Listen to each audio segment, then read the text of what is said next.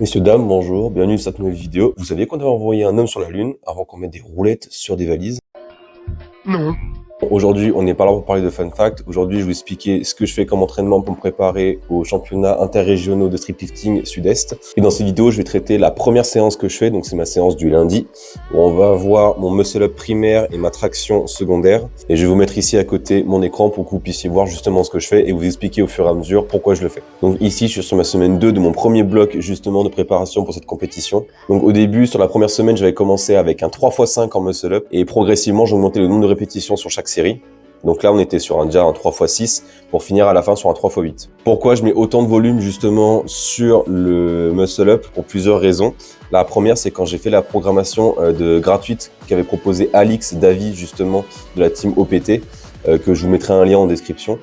Je trouvais que justement le muscle-up, le fait de le travailler en volume m'avait énormément aidé à travailler et notamment l'explosivité et la technique en plus. Je trouvais que le fait que je travaille en volume, justement, je retrouvais une sorte d'aisance aussi bien technique qu'au niveau explosif, en termes de timing de tirage et de transition, etc. Et en plus, l'explosivité au niveau du tirage. Et la deuxième raison aussi pour laquelle j'ai implémenté du volume, c'est que je veux faire une correction technique en particulier. Ça fait déjà un petit moment que je l'ai, ce défaut technique. C'est l'espèce que j'appelle le coup de moto. Donc, c'est-à-dire que je vais garder le poignet dans une certaine position et quand je vais commencer à entamer ma transition, mon poignet va pas rester fixe à la barre, il va me suivre après. Et j'ai deux hypothèses pour justement corriger cette erreur-là. C'est soit que j'ai pas comme intention le fait de vouloir vraiment tirer le plus haut possible. Donc c'est ce que j'essaie de faire justement en travaillant avec un élastique. Et la deuxième raison, je pense, c'est parce que j'amène pas assez mes coudes vers l'avant.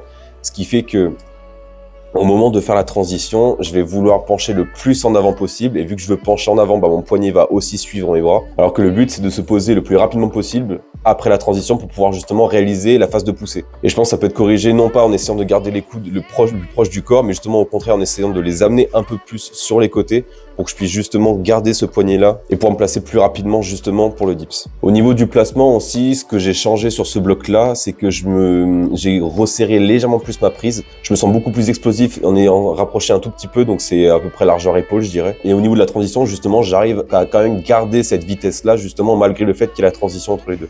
Donc je pense que du coup, je vais rester là-dessus en termes de positionnement des mains en tout cas. Et donc comme on est en semaine 2 de bloc, j'étais censé être RIR 3. Donc pour ceux qui connaissent pas le RIR, c'est comme le RPE. Le RIR, c'est le nombre de répétitions que tu as en réserve à la fin d'une série.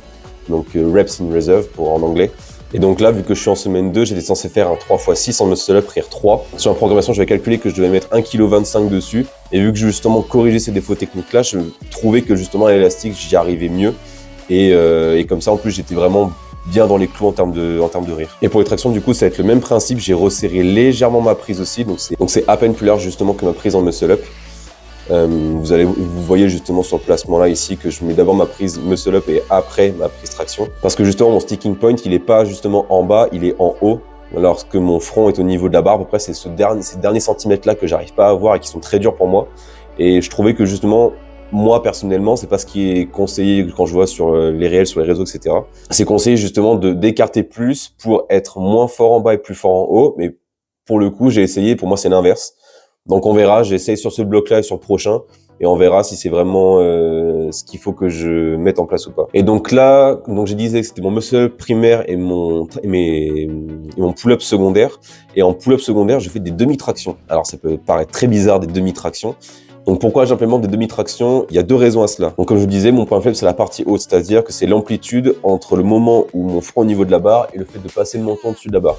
C'est cette amplitude-là où je suis le plus faible. Donc l'objectif avec des demi-tractions comme ici, c'est justement de travailler cette amplitude-là. Deuxième raison qui est un peu bonus, c'est que contrairement à d'habitude, là pour le coup, je sens vraiment mon grand dorsal travailler, alors que d'habitude c'est plus mes bras qui prennent, vu qu'effectivement j'ai une prise un peu serrée. Mais de ce que j'ai pu expérimenter, parce que je suis déjà en semaine 3, je pense que c'est plus intéressant de travailler cette fin d'amplitude en fatigue, donc c'est-à-dire qu'au lieu de faire, parce que là j'avais un 4x6 à 32 kg et ça paraît plutôt simple, je suis au-dessus du RIR 3, donc je dois avoir 4, 5, voire 6 répétitions si vraiment je vais aller chercher, même si ça sera pas propre. Je pense que c'est plus intéressant de la travailler par exemple, en faisant 5 tractions, mais une traction, ça correspond à remonter jusqu'en haut, s'arrêter juste avec le front au niveau de la barre, et ensuite remonter une deuxième fois. Et ça fait une traction.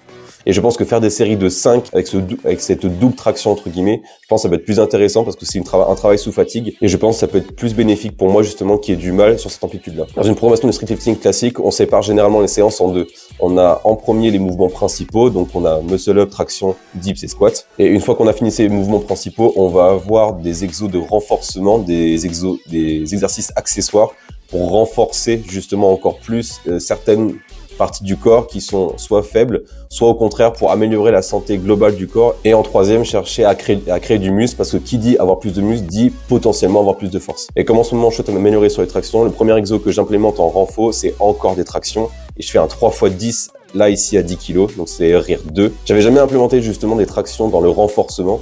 J'ai toujours mis ça dans les mouvements principaux et jamais en renfort. Et comme le tirage, c'est vraiment mon point faible, j'ai vraiment envie d'être spécifique pour le coup. Parce que forcément, si on veut progresser sur les tractions, il faut faire les tractions. Et pour le coup, en faire au renforcement et en plus au début du renfort, pour l'instant, j'aime bien. Et donc, pour créer l'hypertrophie de manière générale sur un muscle ciblé, il faut le faire travailler sous différents axes. Parce que oui, on a les patterns de tirage et de poussée, mais on a différents axes sur lesquels travailler ces différents patterns.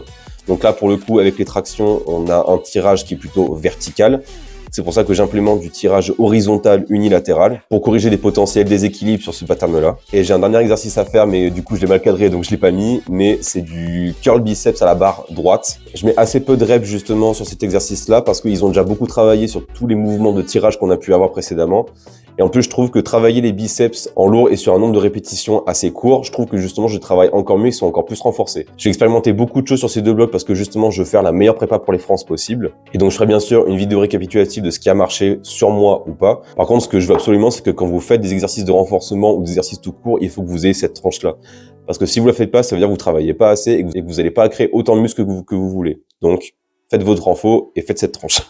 Donc, la séance du lundi, c'est quand même une séance assez courte, beaucoup de tirages, beaucoup de volume. J'aime bien justement le lundi travailler plutôt l'explosivité et vraiment la technique plutôt que justement faire du gros lourd parce que c'est là où je me sens le plus frais et c'est là où du coup je peux être le plus rapide possible. Et donc on se retrouvera la semaine prochaine pour la séance 2 de cette semaine d'entraînement qui est la séance du mardi. D'ici là les BG, prenez soin de vous et à très vite.